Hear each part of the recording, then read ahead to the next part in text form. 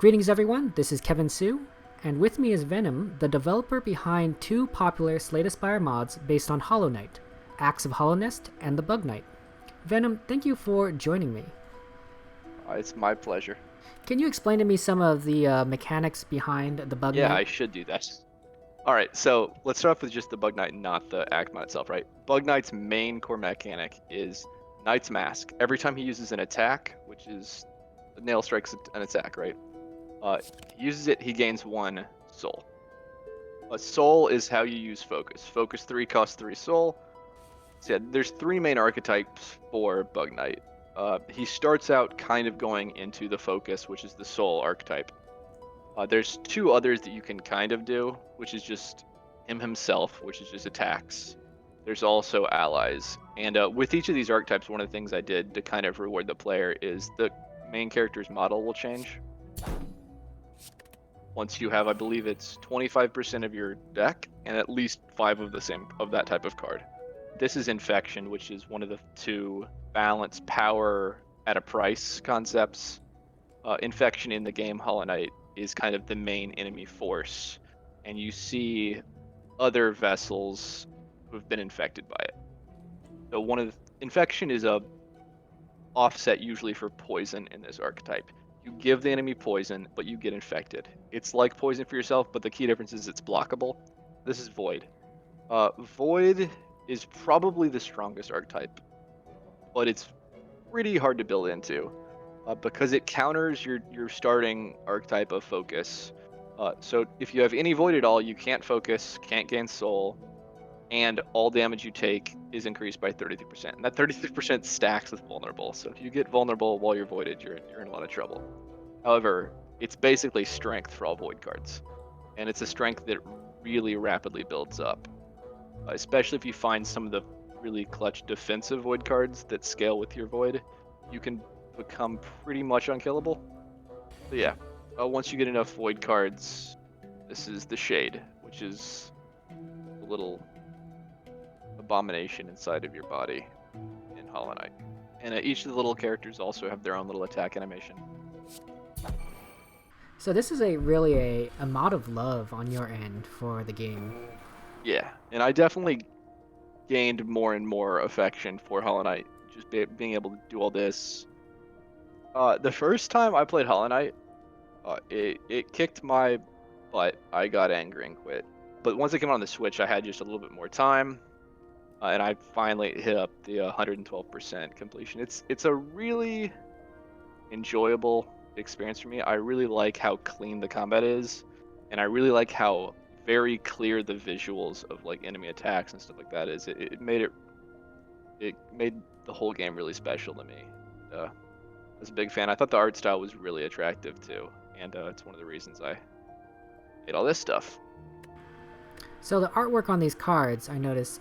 Did you have to play the game and then? That's actually a pretty common misconception. A lot of people think these are screen capped, but if they actually looked at it like the background here, these spikes aren't in that background, and this guy's not actually in.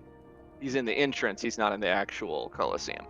I had all of the sprites from the game, so I actually picked and cut all the sprites out and basically recreated different scenes from the game to make these. That must have taken quite a while. Yes, I got a lot more familiar with how to use GIMP, and it's also why I got decent enough at image editing to have these nice backgrounds you can see. Some of these little, I'm not sure, the bordering is also from the menus in Hollow Knight. Bug Knight came out a year and a half before I made Hollow Mod, so there's a couple weird differences. Like the way I did all the art and the animations in the Axe of Hallownest mod, right, is a completely different method than I use for the Bug Knight mod.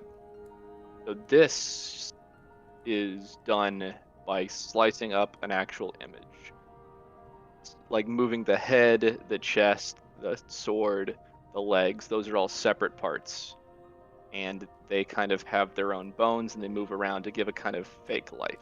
It's the same way that the actual enemies in Slay the Spire and the actual characters in Slay the Spire work.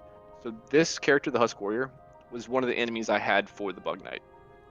I ended up pulling it out of the Bug Knight to put it in this, so that you don't get that mod overflow into other mods, so that you're not playing the Sailor Moon mod and suddenly fight bugs, unless you want to take Sailor Moon through Hallownest, obviously.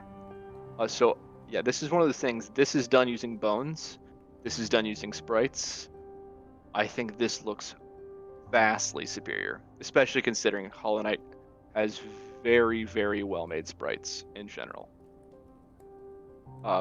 But this costs about a third of the resources that this costs. It's a give and So take, huh?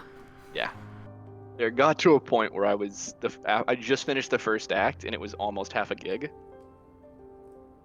And I'm like, if I go more than this, it's going to be such a large mod that most people can't download it and run it or have issues. And testing and rebuilding also became a huge problem.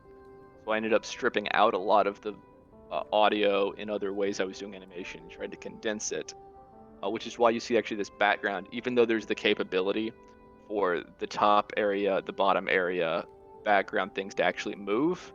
I cut that out just to save on some space, because even once it finished, I think the whole thing ended up being around 600 megs, which is the same size as the base game Slay the Spire.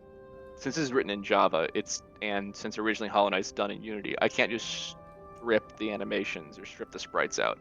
And since the sprites are compressed on the sprite sheets, I had to go frame by frame through YouTube videos, find the correct sprite on each sheet, and then basically rebuild from hand each of the animations. So each character in this game probably took me about 8 hours to just resprite. Jeez Louise. Yeah, it took me a solid 2 months of working about 4 hours a day on this to actually get all 3 acts done. So your work is kind of never done, huh? Yes. There's a lot of fine-tuning I do. And especially when I'm playing, if I just feel like, okay, this is too strong, or this is not fun, or oh, this would be cool if I do this, I'll often tweak it just right then for me.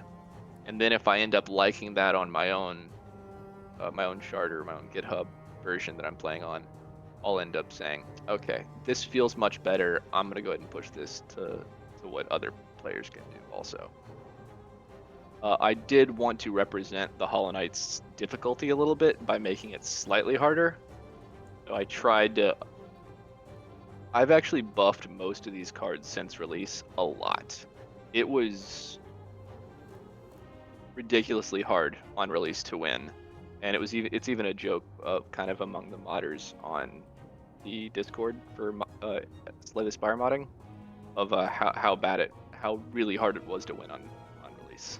One person told me, I think, almost a year after it was released, that I should rework the entire Soul system, and also make it so that if you got hit 8 times, you died. Which is true to Hollow Knight, but I'm not doing that because I want the game to be fun also. Do you use a lot of mods when you play? I do. I play through a lot of mods. I think my first mod was actually Slimebound. The first mod, and kind of the reason I got into modding in general, is I saw it, I played it, I'm like, man, this is really fun. I like the concept. Oh, Michael will be happy to hear you say yeah, that. definitely shout out. I've told him before. Yeah, yeah, he knows. Yeah, it's a great mod, and I think it's probably the one I used as this is what the gold standard for my character mod would be like. And it's the one I also end up testing most of my mods against to make sure there's no issues with other mods. I've tried to play as many of the mods as I can, especially because that's good research. It's always fun to take like, oh, that's a super cool idea. I want to do that, or I want to see how I can make that. So yeah, we definitely all steal each other's ideas and stuff plenty. Are there any hidden secrets or Easter eggs in these mods? There's a fair number. One of the ones that I think a lot of people haven't seen probably is there's one in the original Bug Knight where there's an option in the second scene where normally you would kill Mila, which is a pretty sad part for anyone who's actually played Hollow Knight. She's a singing little minor bug, and as you meet her again and again throughout the game, she gets more infected, and eventually she's just mindless and attacks you, and you have to kill her. But That's really tragic. yeah, but there's also I always give an option for dream nailing them to find out more, and it usually doesn't do anything, which makes people kind of not want to do it. But if you dream nail her the final time and you actually have the card Awoken Dream Nail in your deck, there's a little event where she actually gets rescued, and she gives you a card called Milo's Salvation. And I know that's definitely not canon, but it's something I always wanted to do, so I put it in. So this is one of my favorite enemies from Hollow Knight, which is why I pulled this guy out. I would assume it's actually most people's favorite enemy from Hollow Knight. This is Troopmaster Grimm. Why is Troopmaster Grimm your favorite? So the same reason I actually said I really liked Hollow Knight, which is how clear the enemy attacks are, and how there's obvious counterplay. I think the best example of that is Troopmaster Grimm. He was the first enemy I was ever able to completely beat without taking a single hit. So it really, by the end of the fight, you'll die like 20 times, but by like the 21st death, you'll kind of understand it, and it'll feel almost like a dance to where he does this, you do this, then if you did that quickly and well enough, there's an opening, and that's the time you attack him. So, is there anything you're working on now or plan to work on in the future? I'm still planning to do a final act at some point for Bug Knight, for Hallownest, which will be going through all of the, basically God Home, a series of very challenging bosses, which is designed for you really not to win.